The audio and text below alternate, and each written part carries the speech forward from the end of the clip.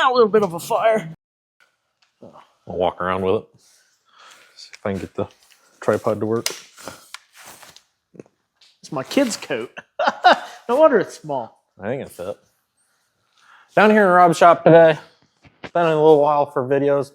Working on the Cutlass. We got the rear axle of it because we got new toys. Oh, did we say that we got rear axle?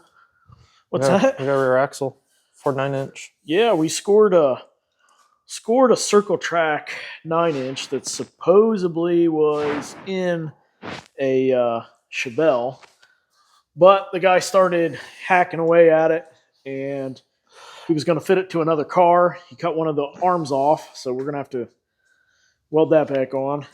And then he gave us some lower control arms, but they're short, so I'm not really sure what they're off of.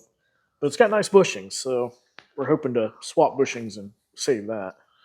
31 spline axles? 31 spline axles. It's kind of a mismatch of axles. With multi-bolt pattern options? On only one side. Only one side. And then we've got an M&S axle. M&E axle. But that's the wrong bolt pattern. So this is going to have to get drilled to the correct bolt pattern. That's a monster bolt pattern. This is 5-5, I believe. So. And Mom and Dad had a center section they brought out. We just figured out numbers on there. Can you see? 736. So those are 513s, 514s. 514s with a full spool. Full spool. They look brand new. Look brand new. But that should be a little bit better than 256. 256, yeah. But probably too much for quarter mile. But it's what we got. That's what we got. So that's what we're running. We're going to try. We're going to see what it does. Got the old BOP 10 bolt out. Found something. Kind of got it. Kind of getting it so we can mock up the 9-inch and get this tab that he decided to cut off for whatever reason back where it needs to go. We need to cut off the spring perches because the ones on the axle we have are on top and don't seem to be in the correct location. I don't think we're going to worry about the bump stops. But, yeah, so that's kind of the plan today. Get out the plasma cutter and start hacking away at some parts. I think by the end of the day, our plan is to at least have the rear end sitting in it, mocked up, ready, assembled again.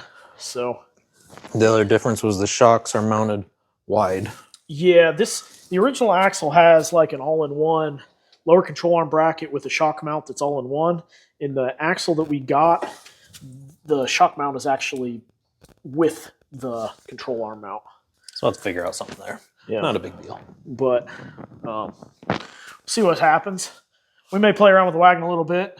I've been kind of poking with it. I got it running, but we're running on into some fueling issues. I got 2 O2 sensors, one on an individual gauge and then one for the Holley Terminator X that's on it. And they don't communicate. Yeah, they're not talking. They're not happy. So that may be in the plan tonight as well. But I think our main focus is going to be this thing and getting the rear end in it. So we'll get back with you guys once we get some stuff cut off and start mocking up.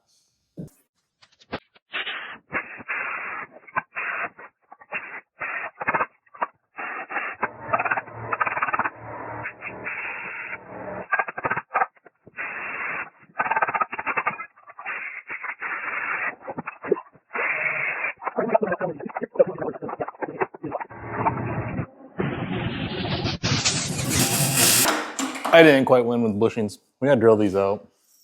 Drill them or burn them out. They ain't coming out. All right. I started pushing the sleeve Gotcha. through. All right. Drill bit handful of times through there, then they slide right out. The polyurethane ones came out. Yeah. That's how I've done before is drill bit. Small drill bit. Like I got that red container right there. It's got all the drill bits in it. We'll be back. Cut the tabs off the axle, measured center to center. We're gonna do fancy and get angle. And then marked, calculate it out. This axle, we don't know if this is narrower or wider than the original axle. It's actually gonna stay without rotating again. Okay. Well, we got the brackets on the spring perches on the axle, and we are in the process of trying to get the axle lined up with all the control arms. And we discovered that either we were told wrong, or I don't know. We were under the assumption from who we bought this axle from that it was in a Chevelle, but now we're thinking the year of Chevelle is in question. I'm almost thinking G body instead of A body. So I do know G bodies, the upper arms are at farther angle than A bodies. It's kind of what that ear is looking like when we get it up there. So we're thinking cut that ear off. yeah. And also, it looks like that needs to be moved forward to roll the axle back for pinion angle. Now the car is on jack stands, so we're kind of estimating on that one, but Yeah. we're having fun. Yeah, so I think what we're probably going to end up doing is we're going to cut this off, and then we're going to bolt these into the upper control arms, and then kind of put the axle in place, and then tack it, and then pull it and weld it. The lower control arms seem like the brackets seem like they're going to work. They're a little different than what we had, but they seem like they're close enough. I think tonight we're just gonna plan on cutting this off, and then probably be in next video, getting this whole thing welded back up and set in place, and then go from there. I did dump a program into the wagon. I swapped out from 1500cc injectors to 850s and kind of got it back and going. Have we gone over the wagon? I don't know if we have. I don't know. What year is it? 95? So this is actually a 92 Oh. Vista Cruiser station wagon. I actually built this thing for 2020 LS Fest for the True Street class. Buddy of mine, the year before, we built a full-size 3/4 ton Suburban with this same 6-liter setup. This is just an LQ4. It's got 799 heads. It's got a sloppy stage 2 cam, pack 1218 springs. Just nothing special. Trailblazer SS intake? Yeah, Trailblazer SS intake. It's got a cast 7875 VS Racing turbo on it, and just a bunch of old parts that were laying around that I kind of put together. It's got stock truck manifolds that are flipped. It's running Holley Terminator X. The cool thing about this car that kind of makes it unique is it is 5-speed swapped. So this has a AR5 out of a Colorado with a conversion set for it uses F-body pedals. It's kind of different, but shifts great. It's got 373s in the rear with a posi. I set those up a couple years ago. This car actually has been sitting for probably 2.5 years. We did 2020 LS Fest with it, had a good time, and then brought it back, drove it for a couple months before winter, and then the previous year we ended up moving, and then I ended up building a house, and this thing's been kind of sitting for about 2 years. So it has got a flex fuel sensor on it, and it's got EV1 Deca 80 injectors in it. Having some issues with the O2 sensors when I started it up earlier today. I've got a standard gauge, and then I've got the Holley feedback, and we're way off on AFRs. We're like 11.2 on the gauge. But we're like 29 something on Holly, and Holly's just dumping fuel trying to get the air fuel back up. So And it's a black cloud of smoke coming yeah, out. it's really, really rich. But I guess I can grab the keys and we fire it up. You can at least listen to it. It's kind of cool. It's different. Over here on your computer. Grab the keys. Keys are on the computer. Oh, they're on the He's gonna computer. look for them. And I already said they're on the computer. Hey, I'm half deaf. But The microphones pick it up.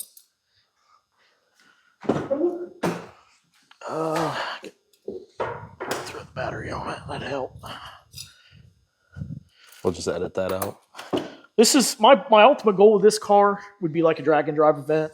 Pile all the stuff in it and just go drive. I just want it to be a good, fun driver. I want it just to do big burnouts. Being super fast, being 40 some hundred pounds. It's gotta be like 45, Yeah, 46. I mean it's never going to be a rocket ship, but makes cool noises and does big burnouts. That's my goal for this thing.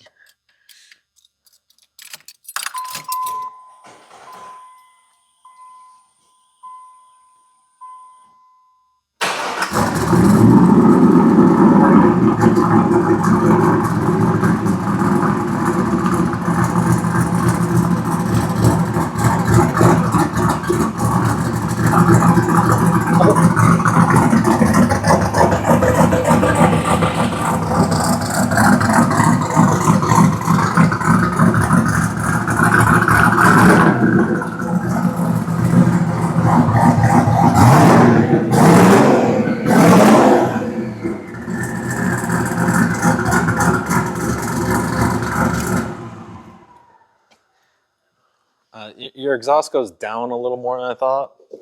Oh, is it making a mess in the oil? And it popped the oil around. Yeah, well, Oops. Oops. What? I thought the rotary car stunk and smoked things up. Yeah, this thing's running stupid rich. So, but hopefully, future video, we'll get this thing out and doing some burnouts this spring.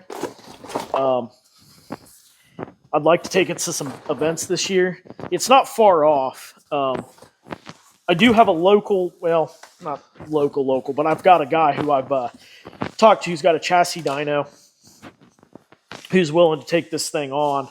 I think it'd be really cool to go back to PA and have Matt Happel tune it, the sloppy guy himself. I don't know. I've met him once at LS Fest when he was doing eights for eights. Super nice guy. But I'm not sure how crazy his schedule is, or if he even does just, drop in tunes. But he's actually in PA, so it'd be kind of a trip back to your guys' place. He's Philadelphia. He's east. Is he? Yeah, okay. I think he's like 4 hours from mom and dad. But no, it's a cool project. It's got the suicide seats. The interior's real clean. It's got your typical 90s fade, but... And actually, I didn't think of it. I do have headlight at home. Oh, do you? I've got an extra set. These things are just so yellow. Even the ones I've got. I think mine would match that. It wouldn't be broke. Mine aren't new. But, no, it's, something cool, different. I'm excited to get it back on the road and drive, and it is a lot of fun to drive. It just needs a few things. The biggest thing that I've got that I really want to fix, when I was putting this together, I was kind of doing it on the cheap, and I used a truck pan. Well, it's actually a GM Performance pan, but it resembles a truck pan, so it's kind of deep. So the oil pan sticks like about an inch past the cross member. A little low. Which is a little low, and this thing's a boat, and it kind of floats. When I was driving, I didn't have much of an issue scraping, but it doesn't give me a warm, fuzzy feeling when I drive it. Oh, wow, that made a mess of this. It did. Yeah, see how low that oil pan? Yep. So that's something that I would definitely like to remedy. Actually, I was looking online. Temu, or whatever that company is, has knockoff Holley low pans now. And I mean, they look identical. They're like $70. So I don't know. They go that route. And then we got new parts for Rotary Car. Yeah. Got these delivered today. I think that might probably next video. Start putting the figure out what all this does. Rear suspension. Oh yeah. So this is the cantilever setup that we were. Yeah, I designed everything.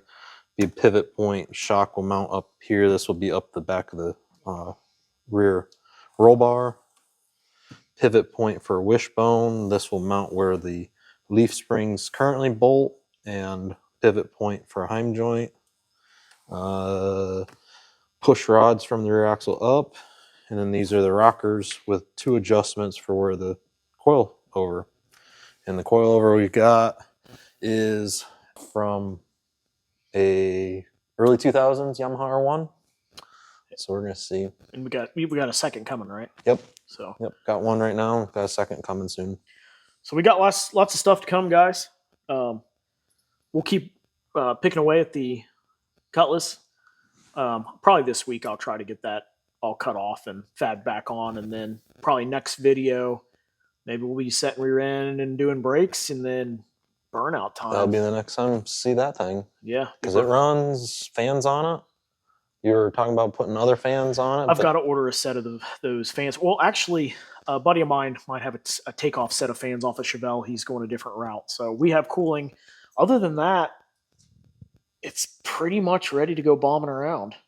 We'll see muddy driveway. Yeah, we'll see what those 513s do and how ugly that'll end up. But it's better than 256.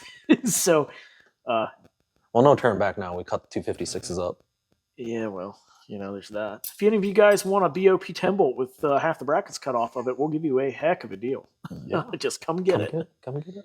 So, but all right, guys. Well, like, share, subscribe, and we'll be back in your shop doing cantilever setup. Cantilever, more fab work. Oh yeah, big fab work.